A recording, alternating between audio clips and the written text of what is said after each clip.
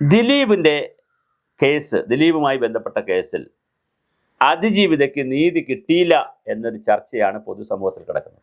അങ്ങനെ പൊതുസമൂഹത്തിൽ നിൽക്കുമ്പോഴും വളരെ പ്രധാനപ്പെട്ട 1709 പേജെന്നും 1711 പേജെന്നും അങ്ങനെ പറയുന്നുണ്ട്. എന്തായാലും 1700 സംതിങ് പേജാണ്.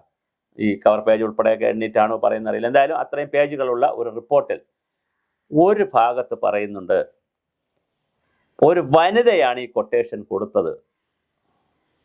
എന്നിട്ടാണ് പിന്നെ ദിലീപാണ് കൊട്ടേഷൻ എന്ന് പൾസാർ സുനി പറയുന്നത്. കോടതി കണ്ടുപിടിച്ചിരിക്കുന്നത്, പ്രോസിക്യൂഷൻ അല്ലെങ്കിൽ തെളിവെടുപ്പിലേക്ക് പോയിരിക്കുന്നത് ദിലീപുമായി കണക്ട് ചെയ്യുന്ന ഒരു സാധനമില്ല. അപ്പോൾ പിന്നെ ഈ വനിതയാര്? ഈ കഥയിൽ 3 വനിതകളാണുള്ളത്. 4മതൊരു വനിതയുണ്ടോ നമുക്കറിയില്ല. 3 വനിതകളാണ് ഇപ്പോൾ നേരിട്ട് ദിലീപുമായി ബന്ധപ്പെട്ട കഥയിലുള്ളത്. ഒന്ന്, ദിലീപ് ഔദ്യോഗികമായി വിവാഹം കഴിച്ച മഞ്ജു വാര്യർ. 2, മഞ്ജു വാര്യരെ ഭാര്യയായി നിർത്തിക്കൊണ്ട് തന്നെ വിവാഹം കഴിച്ച കാവ്യമാധവനുമായിട്ടുള്ള ബന്ധങ്ങൾ. ഇതാണ് ഗോസിപ്പ്. ഇതിൻ്റെ സത്യ യാഥാർത്ഥ്യം നമുക്കറിയത്തില്ല. ഹോട്ടലിൽ പോയെന്നോ ദുബായി പോയെന്നോ അല്ലെങ്കിൽ എറണാകുളത്ത്, ഇതൊന്നും നമുക്ക് അറിഞ്ഞുകൂടാത്ത കാര്യങ്ങളാണ്. കാരണം ഗോസിപ്പ് കഥകൾക്ക് നമുക്ക് താല്പര്യമില്ല. പക്ഷേ കാവ്യമാധവനുമായി റിലേറ്റ് ചെയ്തുകൊണ്ടുള്ള ഒരുപാട് കഥകളുണ്ട്. 3മതാണ് അതിജീവിത.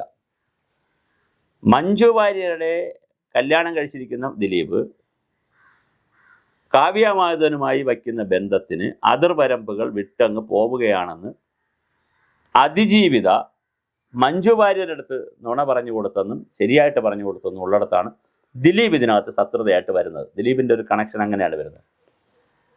അപ്പോൾ അങ്ങനെയാണെങ്കിൽ പൾസാർ സുനി പറയുന്ന അനുസരിച്ച് ദിലീപല്ല ഈ കൊട്ടേഷൻ കൊടുത്തതെങ്കിൽ താൻ ഒറ്റയ്ക്കല്ല ഇത് ചെയ്തതെന്നും ഒരു സിനിമാ നടിയെ, അതിജീവിത എന്ന് പറയുന്നൊരു സിനിമാ നടിയെ കാറിലിട്ട് ഗ്യാങ് റേപ്പ് ചെയ്യാനുള്ള മന്ദബുദ്ധിയൊന്നും അല്ലല്ലോ. കാറിലോ വലിയ വാഹനമോ, 2 വാഹനം പറയുന്നുണ്ട്, കാറ്ററിംഗ് യൂണിറ്റിൻ്റെ വാഹനം കൂടെയുണ്ട്.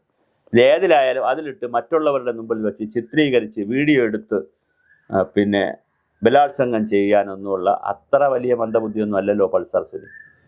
ആക്രമിച്ചിട്ട് എടുക്കാം, വീഡിയോ ഒക്കെ എടുക്കാം. പക്ഷെ അതിനപ്പുറത്തേക്കുള്ള എന്തെങ്കിലും താല്പര്യം കൊണ്ട് പൾസാർ സുനി പോകുമോ? അപ്പോൾ ആരാണ് ഈ വനിത, ഈ മേഡം? കോടതിയുടെ ഒരു പരിമിതി എന്താണെന്ന് വെച്ചാൽ, കിട്ടുന്ന സാഹചര്യ തെളിവുകളും കിട്ടുന്ന പ്രോസിക്യൂഷൻ നിരത്തുന്ന തെളിവുകളും അല്ലെങ്കിൽ പോലീസ് കണ്ടുപിടിച്ച തെളിവുകളും വാദിഭാഗവും പ്രതിഭാഗവും കൊണ്ടുവയ്ക്കുന്ന കൗണ്ടർ തെളിവുകളും ഒക്കെ വച്ചുകൊണ്ടേ കോടതിക്ക് കൊണ്ടുപോകാൻ കഴിയുള്ളൂ. പല കോടതി വിധികളിലും നമ്മൾ ശ്രദ്ധിച്ചാൽ ചിലരെയൊക്കെ ശിക്ഷിക്കപ്പെടാതെ വിടും, അല്ലെങ്കിൽ കുറഞ്ഞ ശിക്ഷ കൊടുക്കും. പക്ഷെ അപ്പോൾ ആ വിധിയിൽ കോടതി പറയില്ല, അവിടെ വെച്ച് ക്ലോസ് ചെയ്തതായി. കോടതി പറയുന്നില്ല ഇങ്ങനെയുള്ള ചില സംശയത്തിൻ്റെ സാഹചര്യമുണ്ടെങ്കിലും ഇത് പുനരന്വേഷിക്കണം, അല്ലെങ്കിൽ വീണ്ടും ആരാണ് ഇത് കണ്ടുപിടിക്കണം. ഈ വിധിയിലും അത് പറയുന്നില്ല. ഈ വനിതയാരെന്ന് കണ്ടുപിടിക്കാൻ പറയുന്നില്ല.